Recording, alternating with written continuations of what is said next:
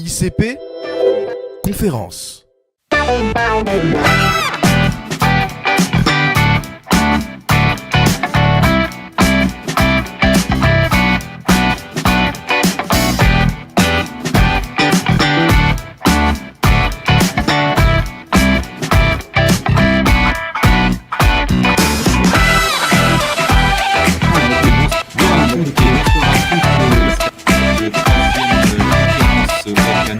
Par l'ICP pour ces étudiants et ces intervenants. Nous espérons nombreux avec nous pour cette troisième conférence. Et nous allons accueillir ce soir, et sans plus tarder, Bertrand Billard, qui va me rejoindre avec l'image, ce qui est toujours beaucoup plus sympathique. Bertrand, bonsoir, comment vas-tu ? Bien, bonsoir à tous et à toutes. Je vais bien, comme tout le monde, je vis dans un univers un peu clos ces derniers mois, mais j'ai la chance d'avoir un univers clos pas trop petit, donc je sais que c'est forcément plus compliqué pour beaucoup d'entre vous qui n'avaient pas forcément la possibilité de vivre chez vos parents et qui êtes peut-être confinés dans des appartements plus petits que le mien. Donc je on est où, dans ton salon là, ou on est où là, dans ta chambre? Pas être simple en ce moment. On est dans ma salle à manger avec un petit gamin qui grimpe sur un tableau, qui écrit sur les murs. Et ça, j'aime bien cette liberté-là, même si aujourd'hui le tag est plus compliqué, que j'ai interdit à ma petite fille de 1 an de les faire sur nos murs. Je lui montre quand même que c'est possible d'être libre dans la vie et qu'on va bientôt le redevenir. Elle a fêté son premier anniversaire enfermée avec ses grands-parents. Exactement. Alors à tous les cas, ce qu'on se disait tout à l'heure, Bertrand, cette pandémie a au moins une vertu, c'est que ça nous permet de nous retrouver, parce que ça fait quelques temps qu'on ne s'était pas croisés, toi et moi. Tu es là au titre de plusieurs choses, mais notamment tu présides et tu diriges une association qui est très importante dans le domaine de la communication, qui s'appelle donc l'Événement, et qui regroupe et anime toute la filière de la communication événementielle, qui évidemment, dans ce contexte, est très durement touchée. Je voudrais te demander, première question peut-être Bertrand, on est de mémoire le 15 ou le 16 mars, Monsieur Macron va prendre la parole pour la première fois pour annoncer le confinement. Comment est-ce que toi, lorsque tu es à la tête d'un secteur comme l'événementiel, comment est-ce que tu réagis? Quelles sont tes premières pensées, premières réactions et qu'est-ce que tu décides de mettre en place?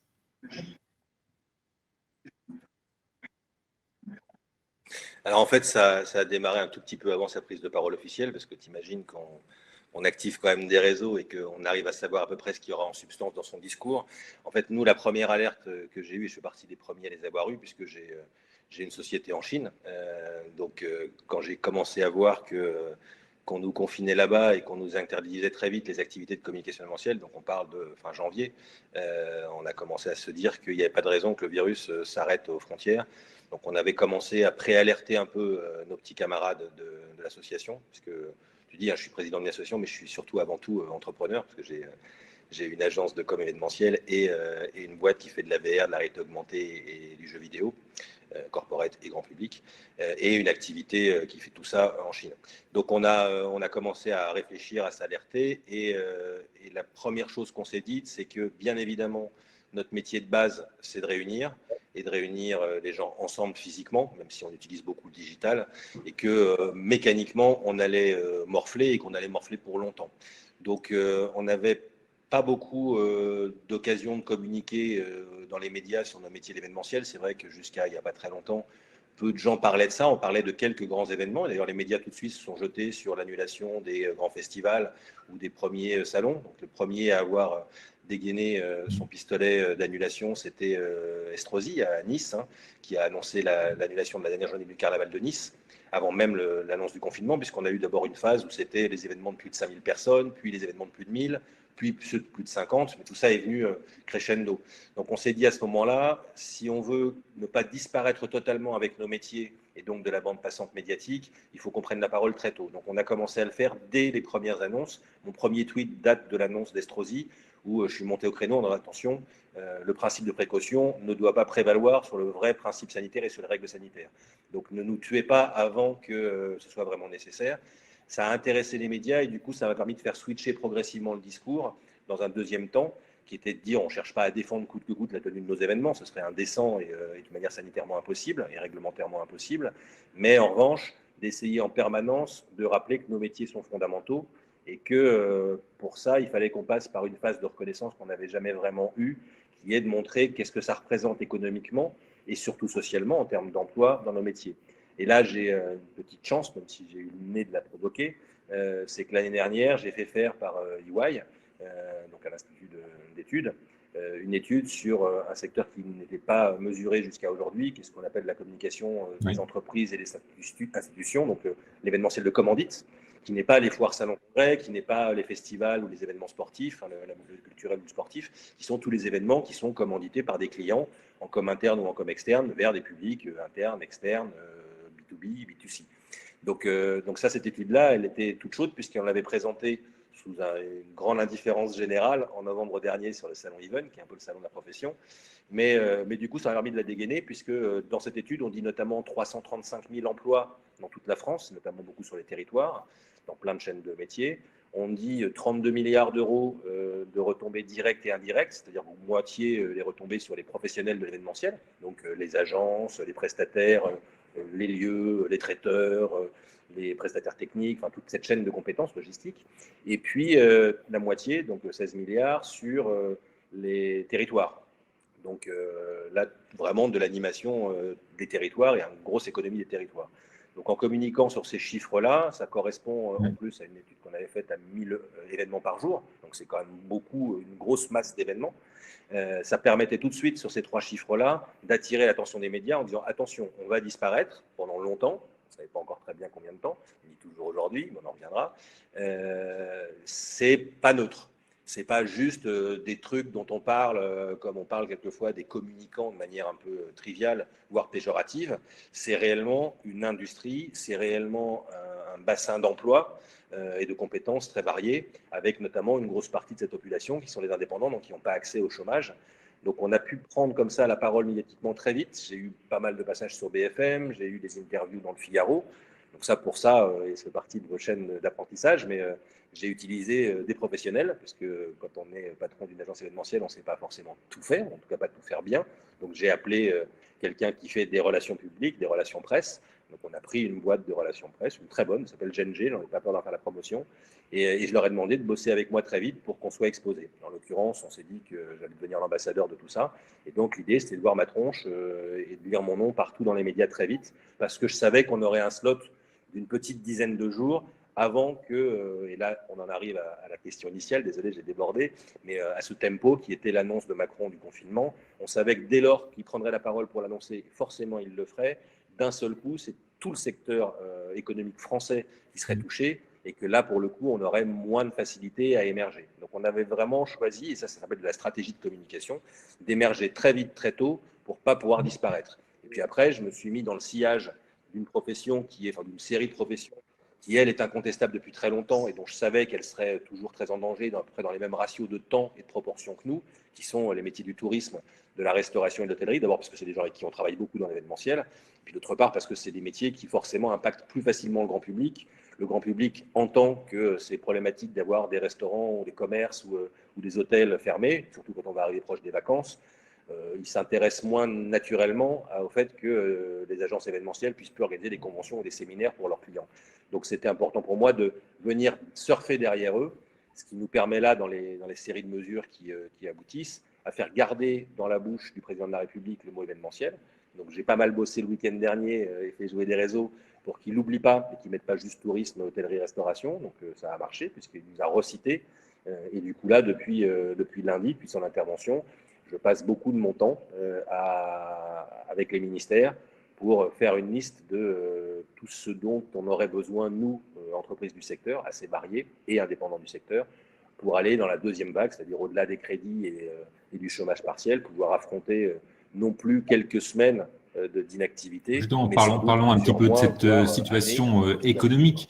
Donc, ça fait maintenant 6-7 semaines que nous sommes confinés. L'activité donc des agences de communication événementielle aujourd'hui, on peut dire qu'elle est à zéro, complètement à zéro, ou il y a encore un petit peu d'activité en digital ou autre? On en est où concrètement? Alors, sur la partie événements physiques, tout est arrêté, et y compris les appels d'offres qui étaient en cours, et y compris ceux pour plus tard. Donc vraiment, tout est gelé. pour 2 raisons. La première, c'est que personne ne sait quand ça va vraiment redémarrer, même si on commence à voir les indicateurs, on en parlera tout à l'heure, mais aussi parce que les entreprises clientes, ce dont je parlais à l'instant, elles ne savent pas si économiquement elles s'en sentiront bien, et souvent, quand elles ne s'en sortent pas bien, le premier budget qu'elles coupent, c'est la com. Et dans les premiers budgets de com qu'elles coupent, c'est l'événementiel. Donc aujourd'hui, même si on imaginait un scénario de reprise raisonnable à l'automne ou en début d'année prochaine, aucune entreprise n'est capable de pouvoir certifier aujourd'hui et engager un budget. Donc oui, globalement, les activités sont à zéro. Alors, on est quelques-uns, parce que notre secteur est varié. Donc déjà, tous les prestataires, eux, qui font que du live, les traiteurs, les logisticiens, les imprimeurs, enfin, tout cela, ils sont à zéro activité. Pour les agences, on a quand même pour certains des scopes d'activité un peu différents. Ceux qui sont très spécialisés tourisme d'affaires, ils ne bossent pas. Des agences comme la mienne, qui sont un peu plus généralistes, et qu'intervenons aussi en conseil en communication, qu'intervenons en plan stratégique, qu'intervenons aussi avec des outils digitaux. Je disais, moi j'ai la chance d'avoir racheté il y a 18 mois maintenant une boîte qui fait de la VR, de la réalité augmentée et de jeux vidéo. Là, je viens de monter 2 dispositifs de Serious Game qui permettent à des réseaux commerciaux de former leurs collaborateurs en ludique, mais et en plus à distance. Donc voilà, j'ai des petits indicateurs comme ça qui me permettent de pouvoir continuer à avoir un peu de business, mais c'est peanuts. Sur une équipe Manifestory, on est sur la partie événementielle, on est 25 permanents, donc c'est une structure moyenne dans le métier. 25 permanents, j'en ai 4 qui ont réellement du travail. Les autres sont tous en chômage partiel sur au moins 4/5e, c'est-à-dire qu'ils ont une journée par semaine où j'essaye de les faire bosser. Pour le reste, on couvre leurs charges, mais ils sont chez eux à venir juste aux apéros qu'on se force de continuer à garder tous les vendredis soirs par Zoom, parce qu'on garde beaucoup de liens. Mais non, l'activité, elle est réduite à quasiment zéro, et ce, déjà programmé jusqu'à la fin de l'été. C'est-à-dire qu'il n'y aura pas d'événement, quelle que soit leur typologie, avant la fin de l'été. Et on essaye de maintenir des événements. Je fais juste un petit post pour bien sûr rappeler à notre public que vous pouvez poser toutes les questions que vous souhaitez à Bertrand. Profitez-en. Je voulais te demander, donc, essayons toujours d'être un peu optimiste, même si le contexte s'y prête moyennement. Donc, la sortie de crise, entre guillemets, toi, tel que tu peux en effet peut-être l'imaginer, ce ne serait pas avant cette fin d'année, globalement, pour les métiers de l'événementiel. Comment ça peut. Qu'est-ce qui va finalement réenclencher un peu la mécanique?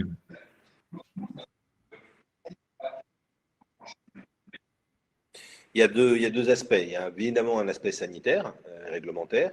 Et donc là, je dis septembre parce que bon, même si on nous parle aujourd'hui de la date du 11 mai, qui est la date officielle du début des confinements, on sait aussi, pour travailler les scénarios logistiques avec certains ministères, que ça ne va pas être pour tout le monde tout le temps. Même quand on dirait ouvrir les écoles ou les crèches, il est bien évident que toutes les écoles et toutes les crèches ne vont pas réouvrir le même jour à la même heure, Oui. et que les parents pourront déposer impunément leurs enfants. Donc ça va se faire progressivement.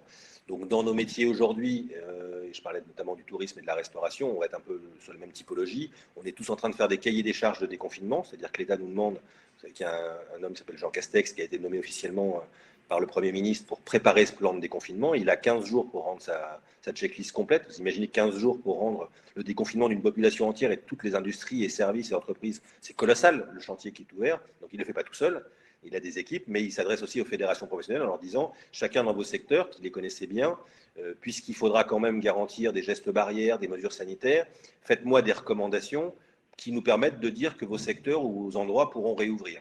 Donc on est tous en train de commencer à évaluer comment je peux réouvrir mon restaurant demain, donc comment je garantis mes mètres 50 ou mes 2 mètres, donc je mets moins de tables, j'espace les gens, comment j'organise entre la cuisine et la salle mon service. Donc toutes ces mesures-là, chaque fédération les organise.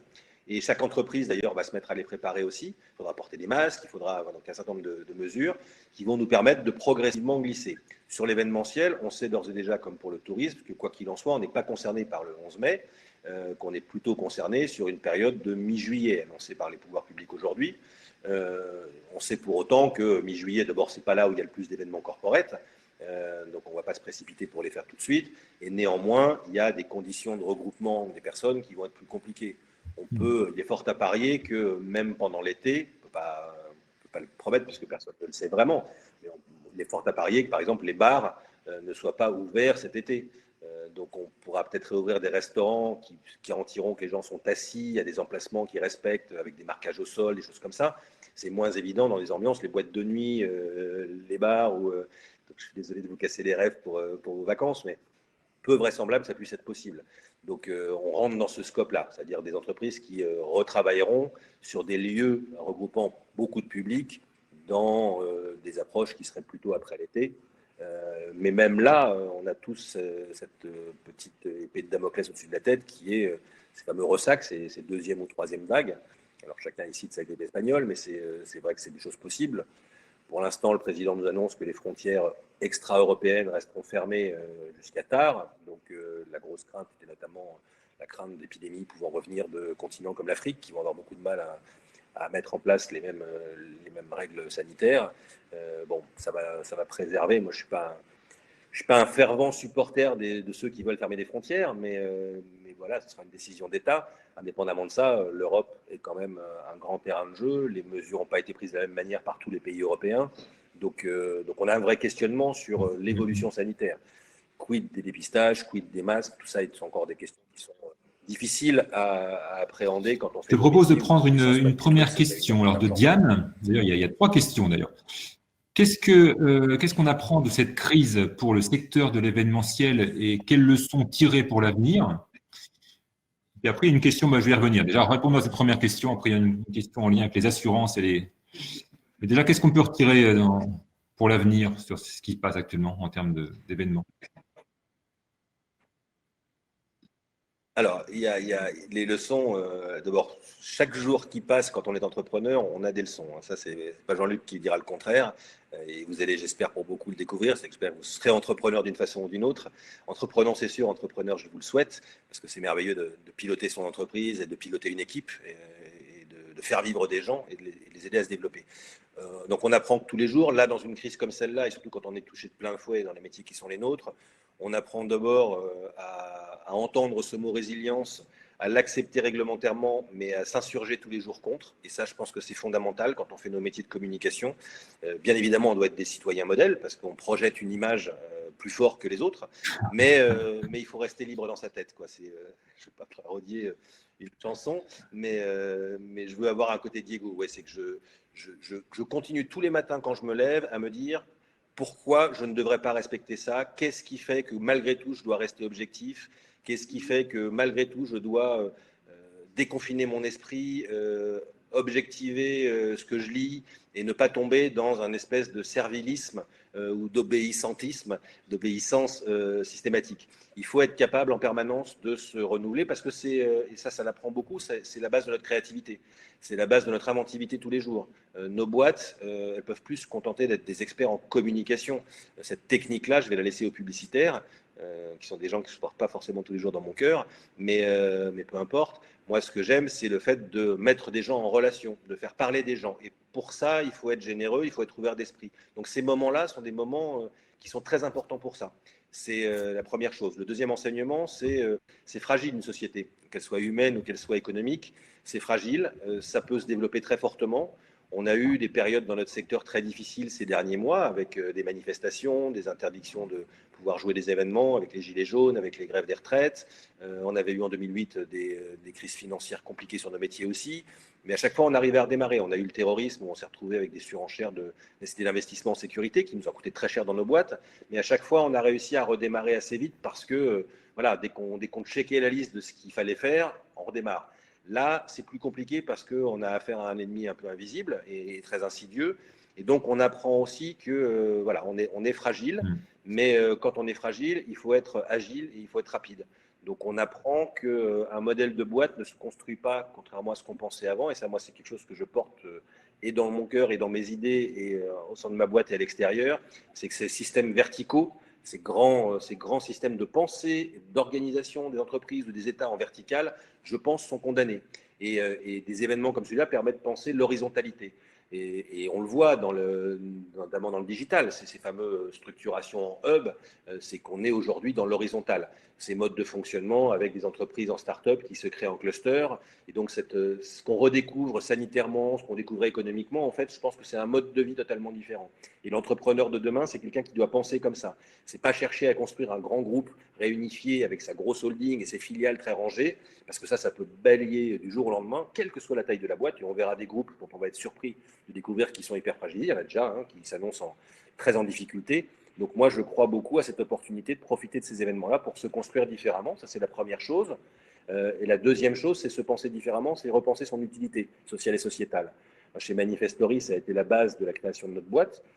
Donc nous, on a scopé les métiers de l'éducation, de la culture, de l'accès à l'emploi des jeunes. C'est vraiment notre ADN, même si on fait de la communication dans plein d'autres domaines. C'est là-dessus qu'on investit nos deniers propres. On ne touche pas de dividendes chez Manifestory, on les investit dans des opérations comme Apprentissem. Je vous laisse regarder ce que ça porte sur l'apprentissage. On est en train de créer des diversifications aussi, ça c'est un autre diversifier ses business. Et ça, c'est on parle.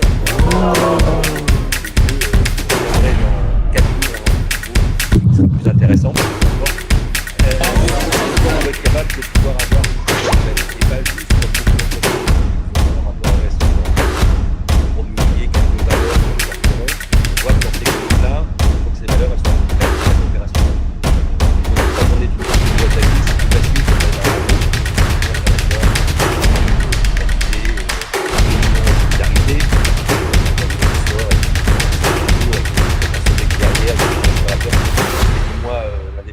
Perte d'exploitation, vous n'êtes pas très en phase avec vos promesses. Il faut l'être. Il faudra l'être de plus en plus parce que cette vie qui s'annonce, et encore une fois, je ne crois pas à une révolution du jour au lendemain, mais je crois progressivement que les entreprises qui continueront à exister seront d'abord plus horizontales, plus interconnectées avec les publics et leurs écosystèmes, et devront en permanence se poser la question de leur utilité pour leurs collaborateurs, pour leurs clients et pour leurs partenaires. Ça, c'est une impérieuse nécessité dont je suis convaincu depuis toujours, mais cette crise va nous permettre de pouvoir le porter. Merci pour ça. Je te livre un petit témoignage de Pauline qui te remercie pour avoir pu lancer un appel à l'aide et parler au nom des nombreuses entreprises et agences d'événementiel qui vont être sévèrement touchées. Donc, je voulais aussi t'envoyer de la chaleur humaine pour toi qui le mérites. Une question. Oui, bien sûr, il faut prendre toutes ces belles choses. Merci, Pauline. Une question très technique. Est-ce qu'il y avait des clauses dans tes contrats pour protéger face aux annulations d'événements? Est-ce qu'il y avait des choses prévues? Et les assurances, comment est-ce qu'elles jouent là-dedans, en fait?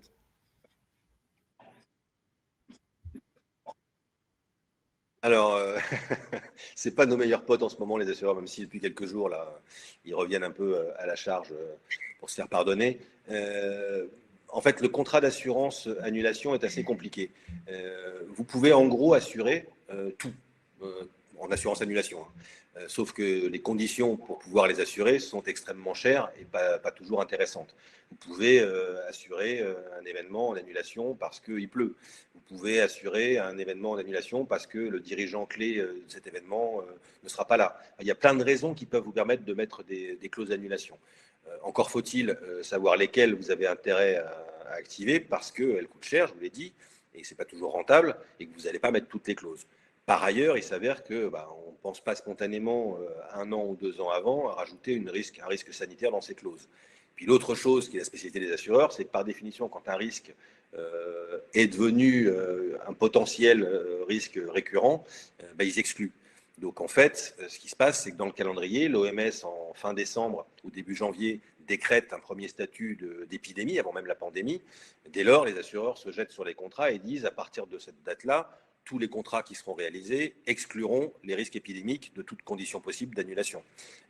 Donc, dans le cadre d'un grand salon ou d'un festival qui aurait pensé à souscrire un risque épidémique dans des contrats souscrits avant un an, parce que c'est des événements annuels et que leurs contrats sont prorogés d'une année sur l'autre, ceux-là peuvent avoir accès à certains types d'indemnisation. Ça dépend de ce qu'ils ont souscrit. En général, c'est pas beaucoup. Ne faites pas rembourser tout votre budget, sinon vos primes sont colossales, je l'ai déjà dit. Et pour les autres, c'est-à-dire le gros de notre business de l'événementiel d'entreprise, les événements, ils se commanditent quelques semaines ou quelques mois avant. Donc tous ceux qui devaient se produire cette année, ils n'ont pas été signés au mois de mars ou au mois d'avril de l'année dernière avec des contrats qui permettaient de pouvoir les intégrer. Donc non, globalement, il n'y a quasiment aucun événement, alors éphémère, aucun, et dans les événements très réguliers, les grands événements réguliers, très peu sont couverts par un risque épidémique.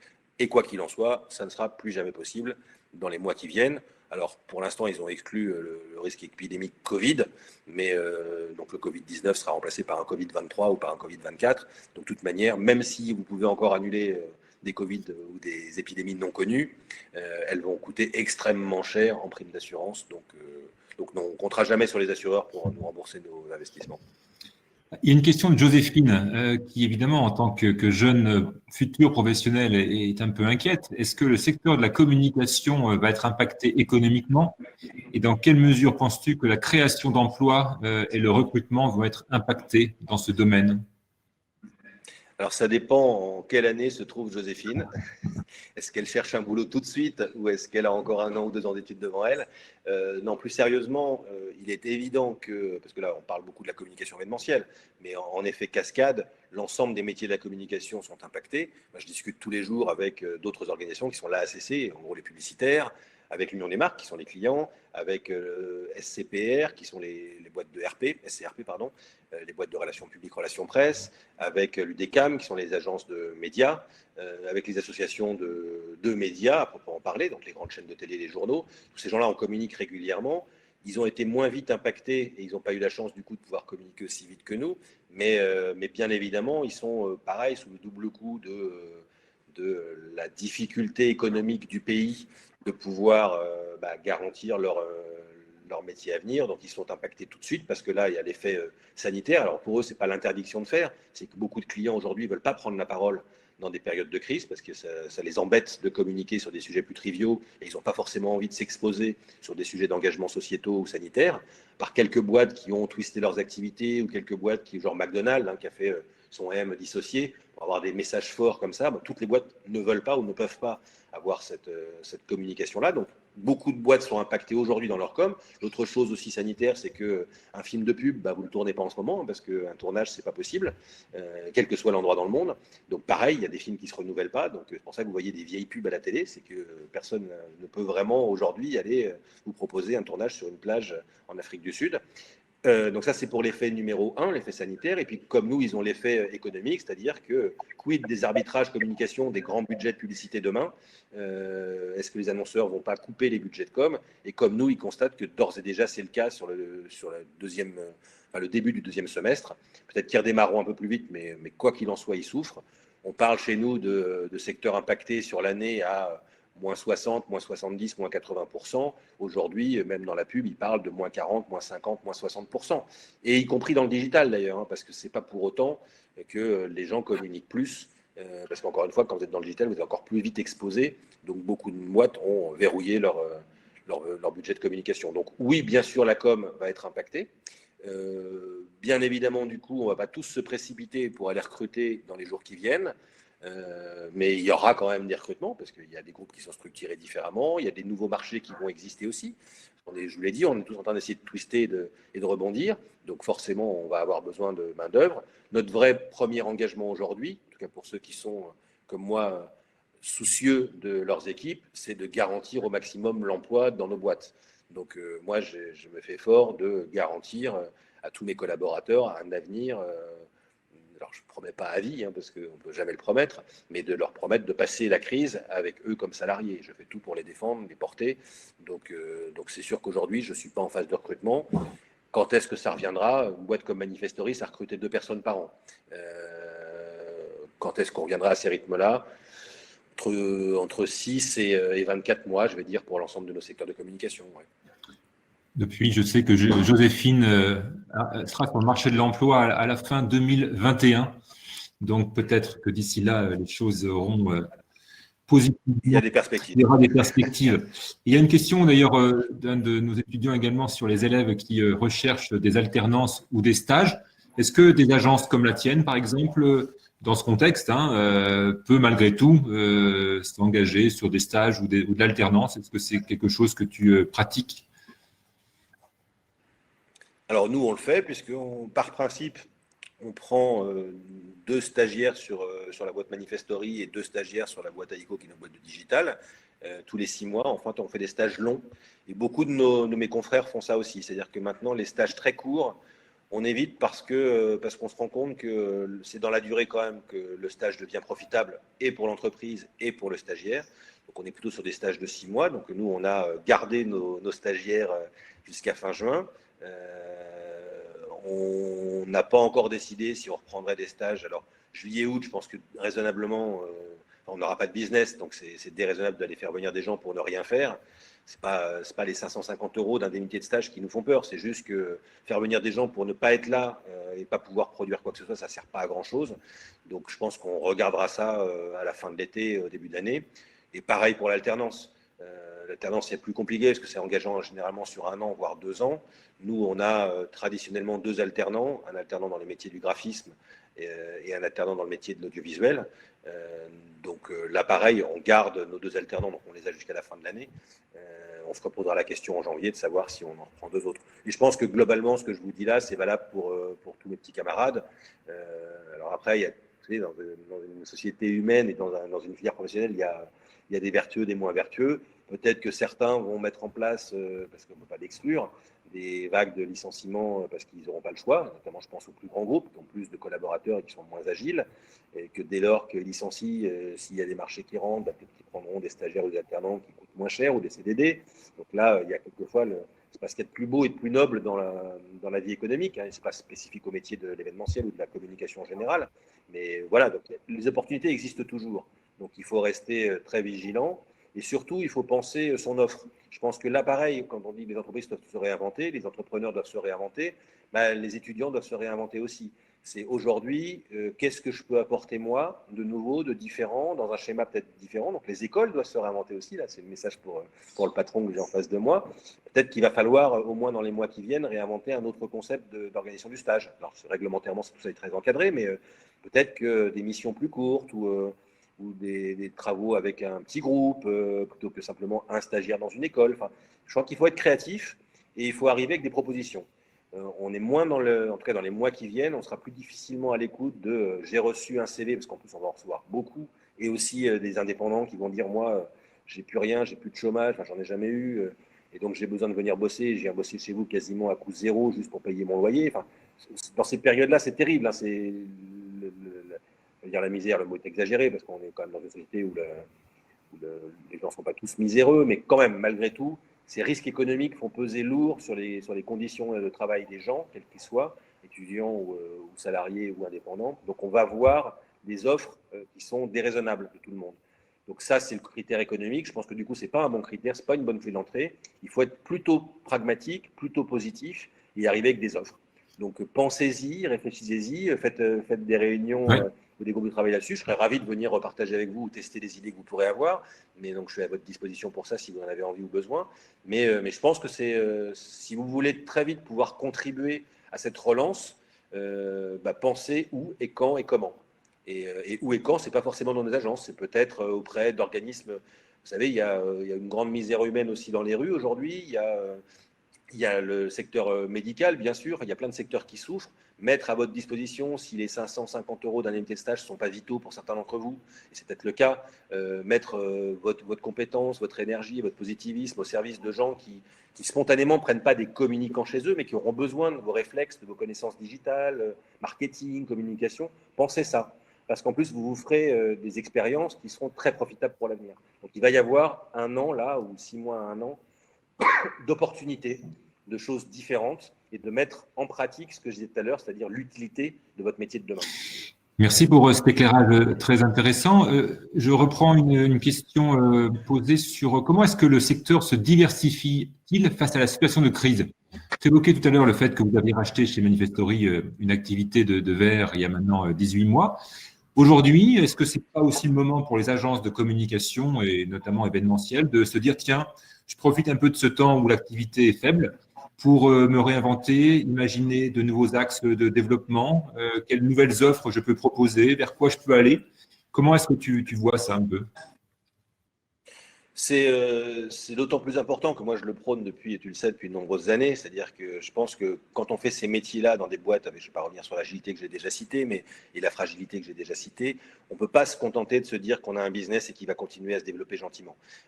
Parce que d'abord, même si on pense ça et que c'est vrai, et ça peut se produire pendant 10 ans, 20 ans, et on peut finir sa carrière en ayant une boîte toujours profitable avec une croissance à 1 ou 2 chiffres, mais néanmoins, notre métier, il est par essence de proposer à nos clients de se réinventer tous les jours et de communiquer différemment tous les jours. Donc si on n'est pas capable soi-même dans sa boîte, avec ses équipes, de se réinventer, il y a peu de chances qu'on soit très originaux et progressivement les appels d'offres vont devenir difficiles à gagner. Donc ça a toujours été dans l'essence même. La deuxième chose, dans les métiers de l'événementiel, par rapport à d'autres métiers de communication, c'est qu'on a toujours été des agrégateurs. C'est-à-dire qu'on n'a pas une chaîne de métiers qui est figée dans le temps et dans l'espace et dans les compétences. On est obligé d'être dans le pic de plein d'idées. Bon, quand je dis pic, c'est au sens anglais du terme, hein, d'aller choper dans l'air du temps des techniques, des idées, de la création. Donc moi, je dis toujours, et aux étudiants que je croise, et à mes collaborateurs, soyez en permanence des éponges et des transformateurs. C'est-à-dire qu'il ne s'agit pas juste de l'éponge qui grossit, il faut quelquefois de pouvoir vider l'eau que vous avez agrégée dans différents gobelets et de faire des vides expériences. Donc le digital, tout le monde dans l'événementiel l'a intégré, comme tout le monde avait intégré les techniques audiovisuelles dans son temps ou des mix. Donc ça, j'avais lancé ce mot Figital il y a quelques temps quand j'avais créé la première manif virtuelle pour Itch. Mais là encore, la demande de Itch au départ, je ne vais pas m'étaler là-dessus, mais c'était aidez-nous, parce que vous l'avez déjà fait, à faire une manif d'étudiants dans la rue, enfin de jeunes dans la rue, pour défendre les intérêts de Itch, parce que c'est important pour eux. Et je leur ai répondu jamais de la vie, c'est trop risqué. Et puis, c'est pas utile. Et donc, on avait créé cette manif digitale où les hashtags devenaient des slogans et où nos camions avec des écrans circulaient dans des endroits où aucune manifestation ne peut passer, donc devant l'Élysée, devant l'Assemblée nationale ou devant les grands monuments parisiens, avec des hashtags qui étaient des banderoles. Et on a eu, je ne sais plus, 60 000 ou 80 000 manifestants qui sont tous venus pousser. On avait monté un plateau télé qui alimentait des contenus sur les réseaux. Enfin, on avait inventé un événement digital de manifestation. Bon ben voilà, ça c'est cet ADN-là, on l'a sans pour autant transformer sa boîte. C'est juste qu'on est obligé déjà d'avoir dans l'esprit cette capacité de twister et d'avancer. Par ailleurs, il s'avère qu'il y a des secteurs entiers qui sont à investiguer. Le choix, et je ne vais pas te donner des leçons, mais qu'on a fait chez Manifestory et que j'ai poussé au sein de l'association, c'est de dire, les gars, quoi qu'il en soit, il y a un problème majeur dans les agences, quels que soient les métiers, c'est qu'on n'a pas d'actifs. Alors, je ne vais pas faire un cours de comptabilité, mais vous savez tous, je pense, que c'est que l'actif, c'est du haut de bilan. Hein. C'est ce qui est du dur dans votre compte d'exploitation et dans votre bilan. C'est des choses qui vous appartiennent et qui sont tangibles. Donc l'actif, c'est de l'immobilier, c'est des marques, c'est des brevets, c'est des choses qui sont inscrites dans le bilan et pas juste dans le compte d'exploitation. Dans les agences, vous n'avez pas ça. Le seul actif qui existe, c'est les dirigeants, parce que ça, ils sont a priori faits pour durer un peu, et quelques cadres que vous avez réussi à verrouiller en intéressement pour qu'ils restent un peu plus longtemps aussi. Mais c'est de l'actif périssable. Ils chopent une barbe blanche, ils deviennent un peu cons ou ringards. Donc, c'est pas un actif durable. Donc, toujours, j'ai dit, pensez à ça. Moi, j'ai poussé beaucoup pour l'acquisition de lieux. Parce qu'à l'époque, ce n'était pas encore l'ère du temps, mais on commençait à imaginer qu'il y aurait un jour ce qu'on appelle les tiers-lieux, donc des lieux multiculturels où il y ait du commerce, de l'événementiel, du business, du coworking, des startups, des écoles. Voilà, donc ça, c'était un premier secteur vers lequel j'avais poussé nos membres. Et nous, on a commencé à se diversifier là-dedans il y a déjà 6 ans. J'avais poussé aussi sur le digital en disant, on ne va pas se mettre à créer des sites web, ça n'a aucun intérêt. Éventuellement, la première couche, et on l'a tous fait en intégré ou en rachetant des boîtes, c'est du community management, parce qu'on avait besoin de démultiplier nos messages. Et puis moi, je voulais aller plus loin, et c'est pour ça que très vite, je suis allé chercher des nouvelles expériences événementielles, et que j'ai eu l'occasion pour quelques clients d'inventer des serious games, et que progressivement, j'ai été chercher à intégrer ces compétences-là, et qu'aujourd'hui, voilà, on a racheté une start-up en gardant les entrepreneurs dans la boîte. Donc, ils sont restés actionnaires, je n'ai pas racheté la boîte, j'ai pris une part majoritaire dans cette boîte-là et je les aide à se développer là où ils n'auraient pas pu le faire tout seuls.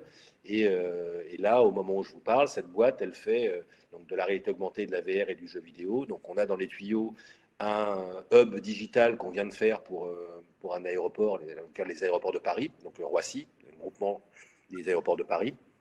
Donc, on fait un hub de formation. Donc, là où toutes les boîtes, pas que ADP, mais toutes les boîtes, les Cervers, les Air France, pourront dans ce hub virtuel en 3D venir se former au métier de la logistique terrain. Donc ça, c'est un premier contrat qui est entre l'événementiel, parce qu'on équipe quand même un lieu physique, mais ils viendront mettre du casque virtuel. Donc on fait une salle de classe présentielle, mais VR. Du coup, là, on est en train de la switcher pour la faire complètement à distance aussi, tant qu'on ne veut pas la réouvrir. Dans le même temps, on est en train de faire, on vient de finir d'ailleurs et de lancer un grand jeu de formation de commerciaux d'un réseau bancaire.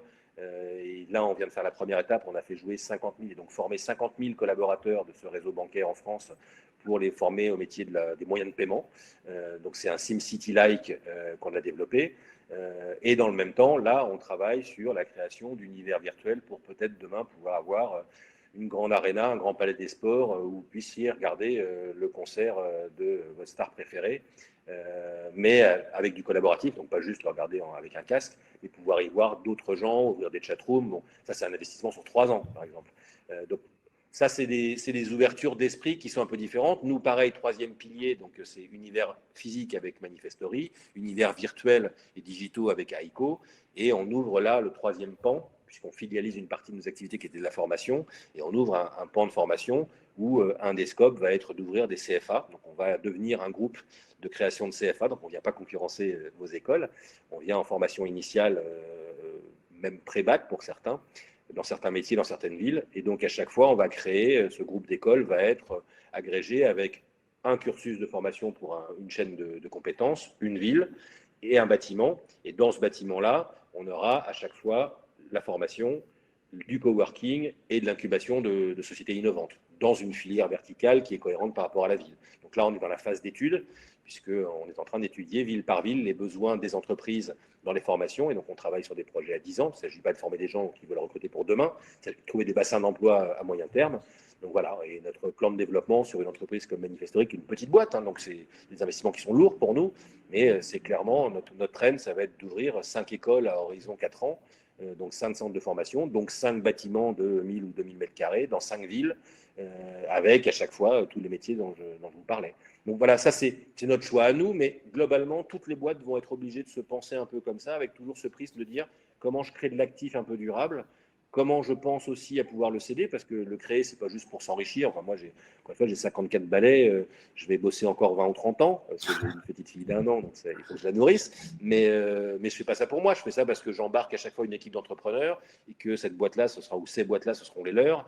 Donc, comment je crée, toujours en horizontal, des opportunités pour l'un de créer son spin-off, pour l'autre d'aller développer un autre truc, ou pour certains de les reprendre. Donc, c'est créer comme ça une espèce d'enthousiasme commun, managérial commun, qui du coup est forcément plus motivant parce que c'est pas, on est 3 associés chez Manifestory dans le groupe, c'est pas 3 associés principaux qui réinventent les métiers tous les jours, c'est tous les associés des petites boîtes ou les collaborateurs de ces boîtes-là qui vont pouvoir le devenir associés un jour, qui ont envie de nous pousser au cul pour inventer des choses nouvelles. Donc c'est cette énergie-là qu'il faut avoir.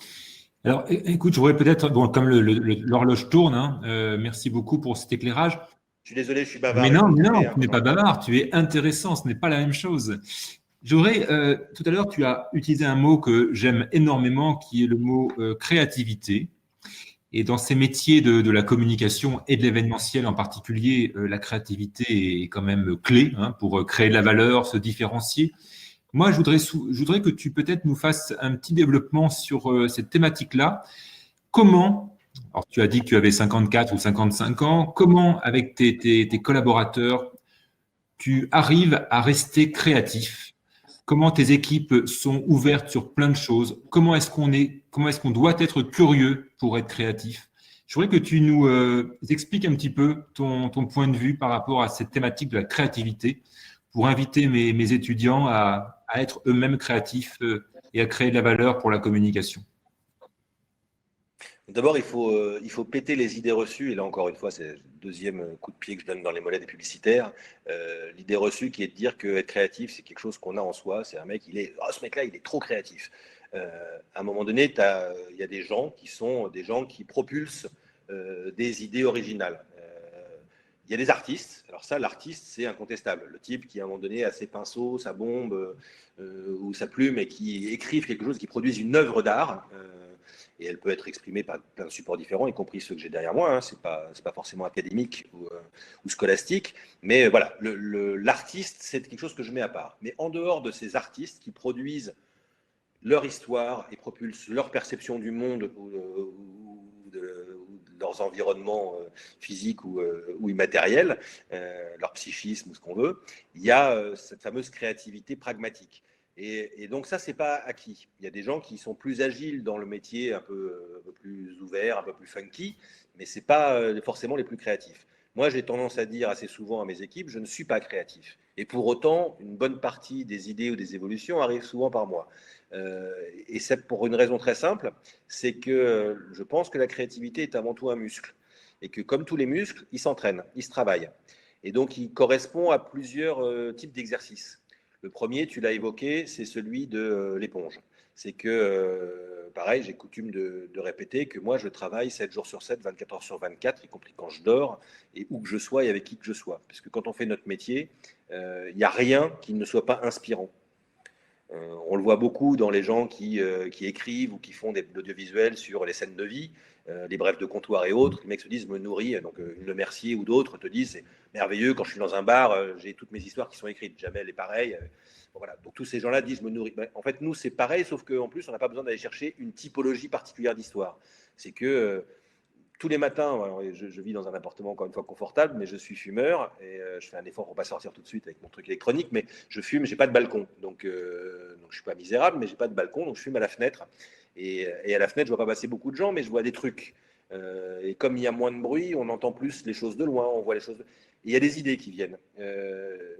Des trucs très marrants. J'ai vu des discussions qu'on entend plus facilement parce que des gens, il y en a moins, donc on entend des couples qui passent et qui se racontent des trucs. Ça m'a donné des idées de mise en scène.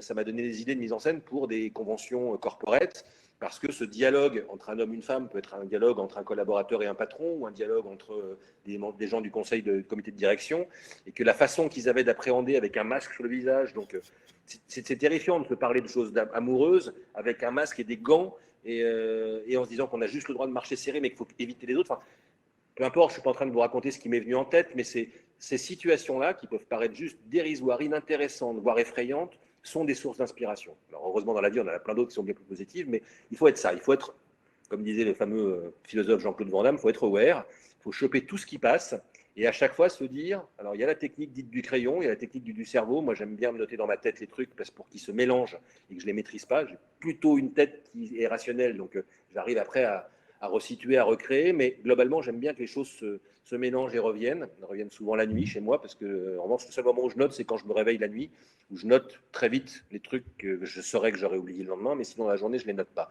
Mais après, encore une fois, c'est un muse, donc il y a des techniques. Donc ça, c'est être ouvert, choper les ambiances, choper des idées. Ne jamais essayer de les cataloguer. C'est-à-dire qu'un danger de la créativité, c'est de se dire, tiens, j'ai chopé ça, je pourrais le mettre là. Non.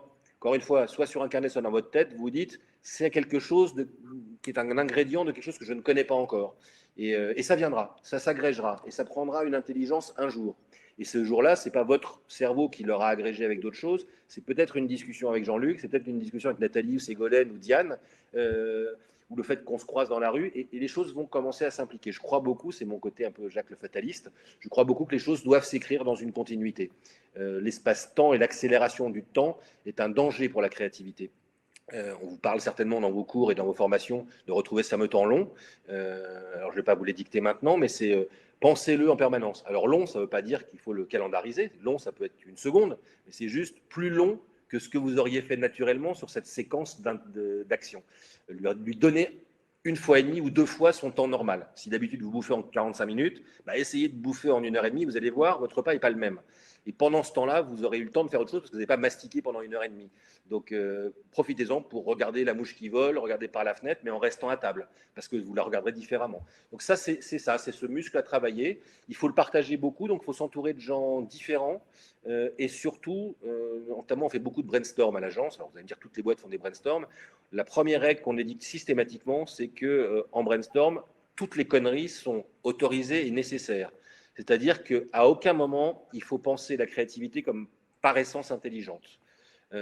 Jaillira sans doute pas la bonne idée dans la connerie que vous pensez dire, où on va vous dire mais je ne vais pas oser dire ça parce que ça se trouve c'est pas malin, ou je vais pas me valoriser. Au contraire, parce qu'une grosse connerie à la fin d'une séance de créativité, elle deviendra un élément fondamental de 2 ou 3 autres idées qui viendront s'y agréger.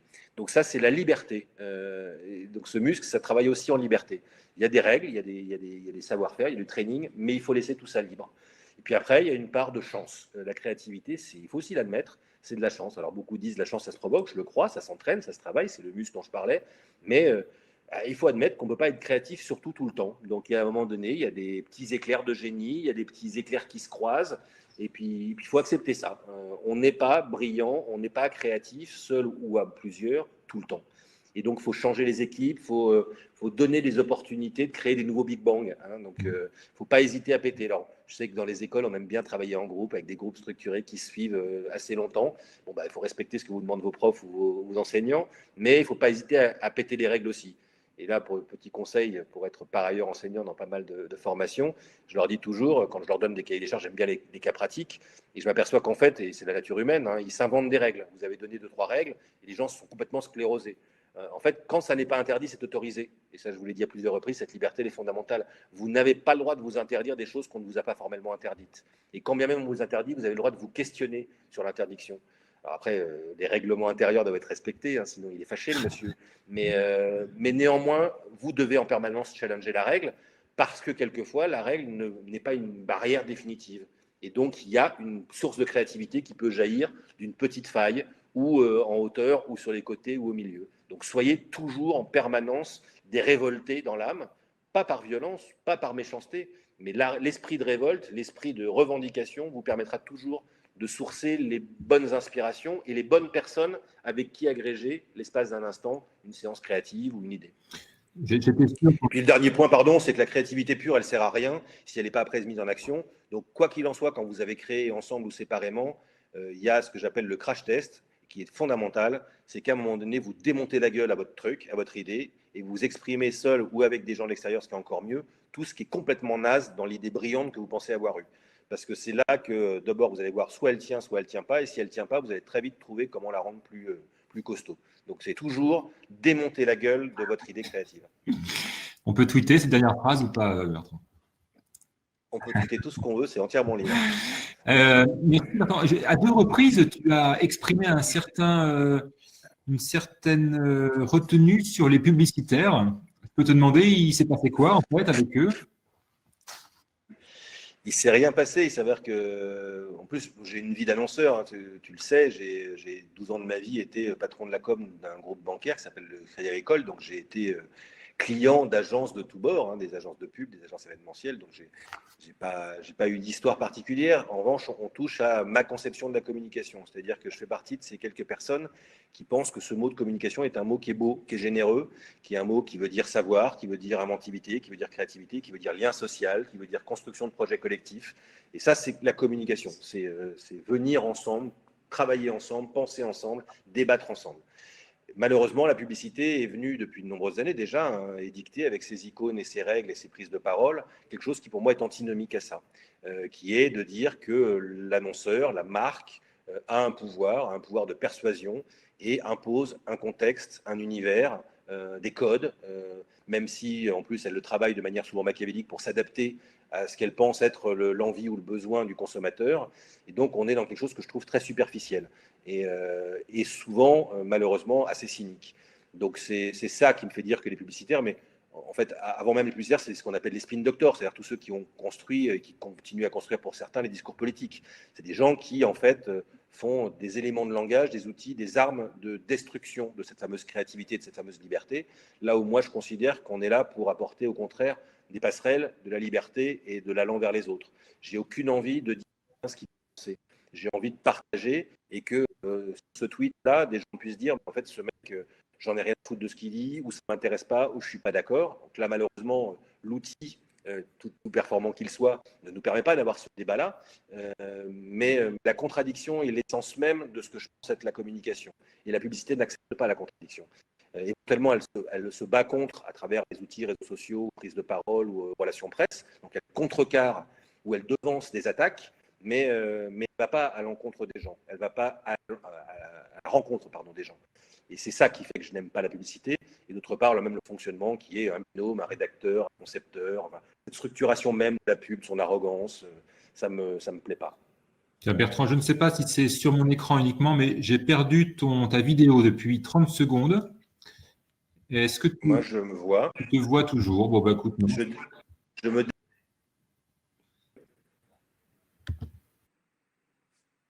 Tu m'as? Bonjour à tous, c'est Samy. Je m'occupe de la réalisation ce soir avec vous à vos côtés. Alors, on vous voit bien, monsieur Billard, je vous rassure. Je pense que c'est monsieur Le Touzé qui doit avoir un souci de son côté et on le retrouve peut-être dans 2 secondes. On le retrouve maintenant, voilà.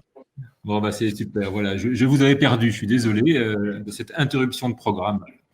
Parce que comme c'est quand même toi l'invité, Bertrand, donc je voulais surtout pas qu'on te perde. En même temps, je ne suis pas persuadé que voir ma tête en permanence, ce soit la meilleure chose qu'ils aient fait de leur journée, mais je ne suis pas rasé, je ne suis pas coiffé, c'est le bordel. Oui, mais c'est l'effet confinement, c'est comme mes cheveux, toi. Voilà, ça prend du volume. Écoute, je me prends, parce que je fais quand même quelques heures de Zoom, de Teams, d'outils divers. Donc, je me prends du Orson Welles, du Victor Hugo, c'est plutôt éloquent. Hein. Moi, pour l'instant, personne ne m'a dit que je ressemblais à des gens que je ne connais pas. Mais c'est voilà, donc Victor Hugo, Orson Welles, je prends. Tu as bien raison de prendre. Écoute, là, on va bientôt arriver à la fin de cette intervention. Peut-être une petite fin sur quel message est-ce que tu peux amener à mes étudiants? Tu as dit beaucoup de choses déjà ce soir et je te remercie vraiment. Mais voilà, un message à la fois d'optimisme, d'espoir, même si la situation est un peu complexe. Qu'est-ce que tu aurais envie de leur dire ce soir, un peu en mots de fin? Je ne sais pas si c'est un mot de fin, mais c'est en tout cas un mot de plus tard. Vous avez une chance inouïe. Moi, j'adorerais avoir vos âges et être dans votre situation aujourd'hui. C'est-à-dire que vous avez un avenir qui va s'écrire. Alors, je ne vais pas jouer le côté bisounours ou des RSE progressistes, comme on en voit beaucoup jaillir en ce moment, vous disant le monde de demain sera totalement différent. Non, en fait non, parce qu'on a toujours le risque que l'économie reprenne le dessus, que le cynisme politique reprenne le dessus. Donc, rien n'est gagné, rien n'est fait. Ce monde n'est pas transformé par essence parce qu'on a eu une crise sanitaire. On peut très bien se retrouver avec un peu de galère et dans 1 an ou 2 ans, parce que globalement, l'économie se remettra. Donc, il ne faut juste pas que des élections nous mettent en place des régimes totalitaires entre-temps. Donc, il faut juste être vigilant à ça. Mais donc, je ne crois pas à cette transformation par essence. En revanche, ce que je vous ai dit tout au long de j'espère avoir partagé avec vous ce sentiment de liberté, d'audace, de révolution, c'est ça qui doit vous animer. Vous avez l'âge pour le faire.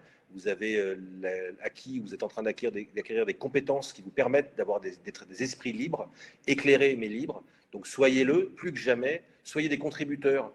Ça aussi, j'aime bien le dire, c'est que vous êtes tous sur les réseaux sociaux, plus ou moins actifs, plus ou moins passifs. Soyez des gens investis dans ce que vous y faites. Après, que vous ayez envie de vous montrer en maillot de bain, en binge party ou en machin, moi je m'en fous, ça ne me dérange pas. Ce sera plus gênant pour vos employeurs peut-être à un moment donné, mais en tout cas pas chez moi. Mais surtout, essayez de contribuer à quelque chose. Vous avez forcément des passions, créez-les, développez-les ensemble, soyez créatifs collectivement, mais exprimez-vous. Portez des idées, portez des projets. De moins en moins, on viendra vous chercher pour vos compétences acquises ou la capacité de transformation, parce qu'on se dira que vous serez des gens malléables et qu'on pourra faire de vous des bons petits soldats demain, mais on ira chercher des gens engagés. Donc soyez vraiment profondément et profitez de ces moments-là pour vous repenser aussi. Et encore une fois, on ne se repense pas seul. Donc démerdez-vous, voyez des gens comme vous le voulez, parlez-en, échangez, mais créez des occasions d'être utile demain pour la société. Peut-être que vos métiers de communication ne vous amèneront pas à bosser dans une agence, et ce n'est pas très grave. Mais ce qui est important, c'est que vous ayez acquis ce réflexe de communiquer, donc d'aller vers les autres et d'ouvrir la porte des autres et d'ouvrir votre porte aux autres, parce que c'est ça qui vous fera gagner, quoi qu'il en soit, du temps, du développement personnel et donc peut-être aussi, je vous le souhaite, du développement économique. Mais vous avez une chance inouïe. C'est une filière formidable. Elle n'est pas prête de s'arrêter. Vous êtes en train de la réinventer. On la réinvente tous. Soyez ouverts à ça. Bougez-vous, bougez-vous. Soyez optimiste, positif, parce que je vous garantis que moi, il n'y a pas une seconde où je ne dors pas la nuit, à part quand ma fille me réveille. Et pourtant, je devrais être inquiet. Je suis patron d'une association qui est sinistrée, je suis patron d'une boîte qui est dans un secteur pas simple, mais tout va bien, quoi. Tout va bien, parce que tous les jours, je suis persuadé qu'on est là à notre place, que mes collabs sont des gens merveilleux, que ceux que je rencontrerai demain sont formidables. Donc tous les jours, je me bouge le cul pour croire que cet avenir est fondamental. Et il aura besoin de vous. Donc trouvez votre place, bougez les barrières, bougez les lignes. N'attendez pas que ce monde moderne ou plus vertueux existe à votre place. Il n'existera pas sans vous. C'est quand la prochaine parution sur BFM là? Tu y es encore prochainement ou Pour l'instant, je suis sur un temps de communication, de négociation politique. Pareil, je découvre des métiers qui ne sont pas les miens. Hein, donc là, pour l'instant, j'essaye de faire passer des mesures. Donc dans ces temps-là, il est d'usage de ne pas exposer ces revendications dans les médias avant d'en avoir parlé avec les politiques. C'est une question de politesse, même si beaucoup ne font pas ça. Moi, je respecte aussi l'homme. Et après, on peut être d'accord ou pas d'accord avec certains politiques, mais quand ils sont aux manettes, moi, j'aimerais pas aujourd'hui être Premier ministre ou Président de la République, ni ministre des Finances. Donc, je suis respectueux de ça et de leur temps à eux. Donc, je salue les mesures, j'en demande plus. Du coup, je leur laisse ce temps-là pour travailler et je reprendrai la communication quand je pense que j'aurai eu ou pas eu les réponses que je trouve nécessaires. Donc, sans doute entre la fin de semaine et peut-être plutôt le début de la semaine prochaine ou la fin de semaine prochaine, on reprendra la parole. Pour l'instant, je respecte les gens à qui j'ai envoyé des messages et j'attends qu'ils reviennent vers moi. Bertrand, je voulais te remercier très chaleureusement pour ton intervention ce soir avec l'IICP. Je te remercie. C'était un plaisir. Ouais, je t'applaudis de loin, à défaut de pouvoir te prendre. Et je vous applaudis. Et merci pour ton intervention, ton état d'esprit et tous les propos super intéressants que tu as pu formuler ce soir. Et écoute, on se revoit, toi et moi, dans d'autres contextes plus sympas et on pourra en effet se claquer la bise. Donc, merci. Et moi, je voudrais juste témoigner à tous ceux qui nous ont entendus, écoutés et écrits. D'abord, merci d'avoir passé ce temps-là avec nous. Et je voudrais leur dire qu'ils ont quand même un type formidable en ta personne, parce que on se connaît dans d'autres vies, dans d'autres associations professionnelles. Et je sais que tu partages une grosse partie de mes valeurs et que c'est important, parce que ce n'est pas toujours le cas dans toutes les écoles, d'avoir un type comme toi à la tête d'une école comme ça. Je sais que tout ce que je dis n'est pas quelque chose qui déconne ou qui déraisonne dans l'enseignement qu'ils peuvent avoir. Donc, ils ont de la chance et qui continuent à te soutenir et à t'écouter.